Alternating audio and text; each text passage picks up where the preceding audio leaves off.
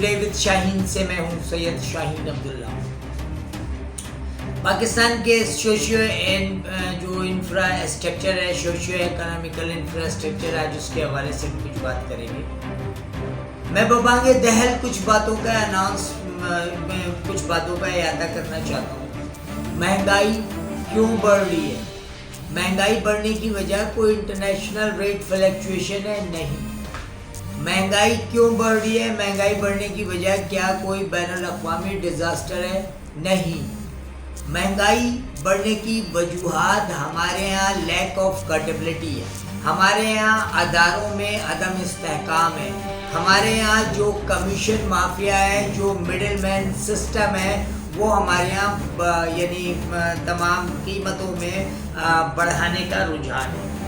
मैं आपके इल्म में कुछ बातें लाना चाहता हूँ एज एन इन्वेस्टिगेटिव जर्नलिस्ट। देखें, दूध की कीमत हुकूमत ने पूरी कोशिश कर ली, एड़ी चोटी का जोर लगा लिया हुकूमत के सामने। वो दूध के बाड़े वाला नहीं है, वो फार्मर नहीं है। हुकूमत के सामने वो मिडिल मैन है या वो बीच का आदमी है जो हुकूमत और बाड़े वालों के दरमियान मुफाहमत रखता है। अब वो कितना मजबूत निज़ाम है। वो ये कहते हैं कि जी 140 रुपए दूध बेचो, कम मत बेचना। अगर पुलिस या एसडीएम तुम्हें गिरफ्तार करेगी तो छुड़वाना हमारी जिम्मेदारी है। और उसको चला कौन रहा है? वो आड़ती चला रहा है जो दूध वाले का दूध खरीद के दुकान वालों को देता है। अगर दुकान वाले खुद से जाके दूध ले लें और या बाड़े से डायरेक्ट ले लें या दूध वाले फार्मर से डायरेक्ट ले लें, तो वो जो आड़ती के 34 से 40 रुपए पर किलो उसके होते हैं, वो पैसे मारे जाएंगे, वो फायदा कंज्यूमर को जाएगा। मल्टी लेवल मार्केटिंग सिस्टम, ये मेट्रो, माइक्रो, ये बड़े वाले डिपार्टमेंटल स्टोर या यूटिलिटी स्टोर जो बनाए गए हुकूमत ने अवाम की सहूलत के लिए, उसका मकसद क्या था? देखिए, उसका मकसद ये है कि बीच के मिडिल मैन का, आड़ती का, डिस्ट्रीब्यूटर का, सब डिस्ट्रीब्यूटर का पैसा जो है वो बराह रास्त कंज्यूमर को बचे या फैक्ट्री मालिक को उसका फायदा हो। एक प्रोडक्ट तैयार होने में मिसाल के तौर पे एक जैम का डिब्बा है, वो तैयार होकर के एक फैक्ट्री प्राइस उसकी 20 रुपए, लेकिन मार्केट में वो 60 रुपए का बिकता है। अब वो जो 40 रुपए हैं वो बीच के लोगों के हैं। सिविलाइज कंट्रीज में जो अच्छे सिविलाइज ममालिक हैं उसमें ये आड़तियों को, ये मिडिल मैन्स को, ये ब्रोकर्स को एक्सेस नहीं है। गवर्नमेंट की सख्त पाबंदी है। नतीजा क्या है कि वहाँ किसी भी चीज़ की महंगाई का असर आवाम पे नहीं होता। मैंने बहुत छोटी सी मिसाल दी और ये हर सतह पर है। यानी दूध जो एक बुनियादी ज़रूरत है, मैं उसके हवाले से बात करता हूँ। फार्मर्स एसोसिएशन अलहदा है, कंज्यूमर्स एसोसिएशन अलहदा है, retailer, wholesaler and retailers association अलहदा है। अब जो फार्मर एसोसिएशन है वो कहती है कि जी 94 रुपए किलो दूध हम दे रहे हैं। वो 94 रुपए किलो आड़ती को देता है। आड़ती दूध वाली दुकान पे जो दूध देता है वो कहता है कि जी मैं 130 रुपए दूंगा, 5 रुपए आप रखो। यानी ये जो 36 रुपए है ये आड़ती के पैसे हैं या उसके पैसे। वो कहता है कि मैंने इन्वेस्ट किया, मैं सैकड़ों मन दूध उठाता हूँ फार्मों से और लेके बेचता हूँ, तो मैंने अपना पैसा इन्वेस्ट किया, इसलिए 30 रुपए दूध पे मुझे चाहिए।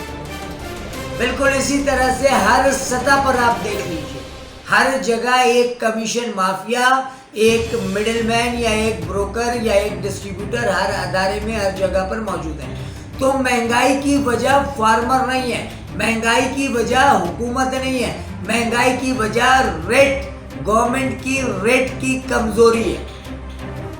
अब आप इसको थोड़ा सा हाई लेवल पे जाकर के देखें, शुगर माफिया क्या है। यानी कल मैं शब्बर जैदी साहब एफबीआर के साबिक चीफ थे, उनसे कल मेरी छोटी सी मुलाकात हुई। उसमें उन्होंने बड़ी ज़बरदस्त बातें की। उन्होंने कहा जो बिजनेस अकाउंट्स है उनकी तादाद है 4 करोड़। हुकूमत पाकिस्तान के पास एफबीआर में जो बिजनेस अकाउंट्स खुले हुए हैं उनकी तादाद है 4 करोड़, लेकिन 40 लाख अकाउंट होल्डर जो हैं वो टैक्स पे ही हैं। बाकी 3 करोड़ 60 लाख लोग टैक्स नहीं देते हैं।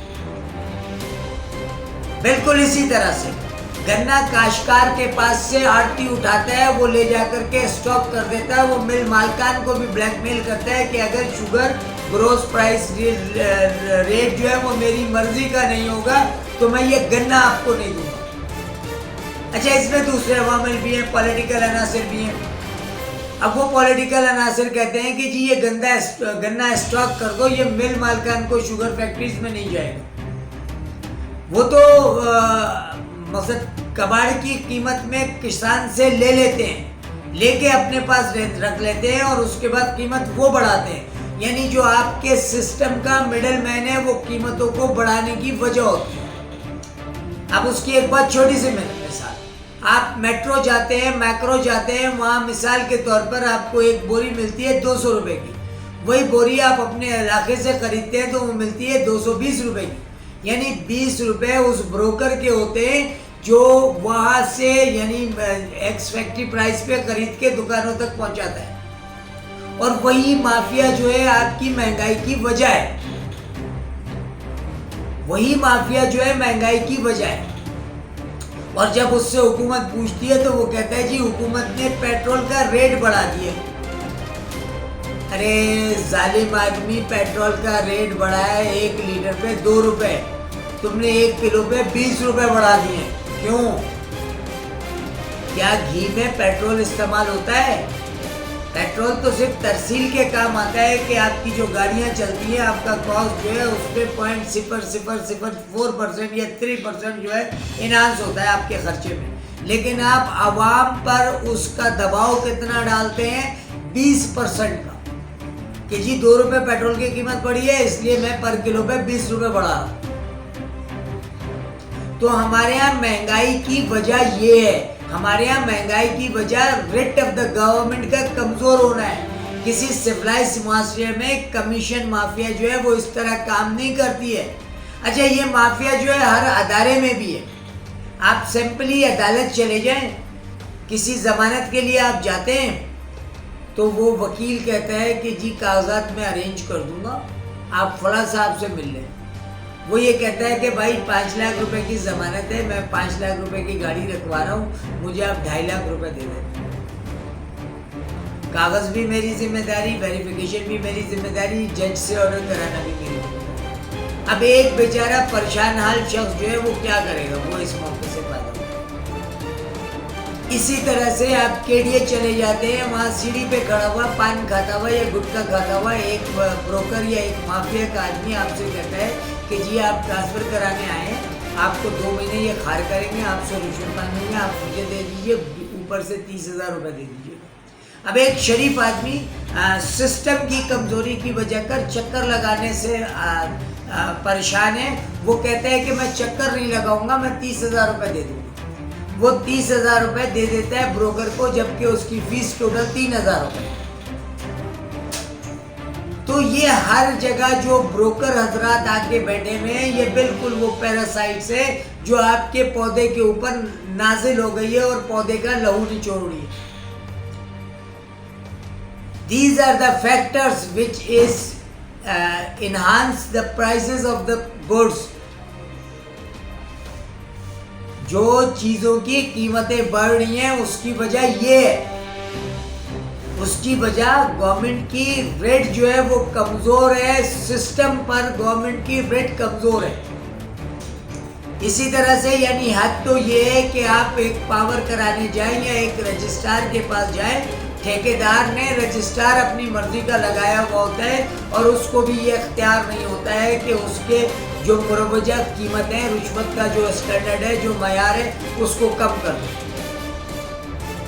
ये वो फैक्टर्स हैं जो आवाम को दिन ब दिन जंजीरों में लपेट रहे हैं और इनका इलाज सिर्फ ये है कि रेट ऑफ द गवर्नमेंट जब तक मजबूत नहीं होगी, जब तक गवर्नमेंट कानून पे मजबूती से अमल नहीं कराएगी, उस वक्त तक कुछ नहीं होगा। देखिए, मैंने बहुत छोटी सी मिसाल दी कि 1 किलो आटा जो है वो गवर्नमेंट की प्राइस मिसाल के तौर पे उन्होंने रखी है 120 रुपए। वो 100 रुपए में या 58 रुपए में तैयार होकर के फैक्ट्री पे रखा हुआ है। बीच में जो माफिया सारा का सारा माल उठा लेती है, वो रेट कोट करती है कि जी गवर्नमेंट का सरकारी रेट 120 रुपए का है, लेकिन हम 135 रुपए ही देंगे। अच्छा, गवर्नमेंट भी उनका कुछ नहीं बिगाड़ सकती है, क्योंकि मार्केटिंग एंड प्राइस ब्यूरो वाले बेचारे सिर्फ जाते हैं, आपका तराजू चेक करते हैं, तराजू उठा के ले जाते हैं, 5,000 रुपये ले लेते हैं, 2,000 रुपये ले लेते हैं। इसे उर्दू अदब में कहते हैं अपने बकरे के चक्कर में अवाम की बोटी नुचवा देना। तो जो महंगाई है, महंगाई की वजह ठीक है, बैनुल अक़वामी तौर पे कीमतों में एनहांस हुआ है, लेकिन आपके सिस्टम, आपकी रेट की जो कमजोरी है, वो कमजोरी अवाम पाकिस्तान के लिए अजाब है, मुसीबत है।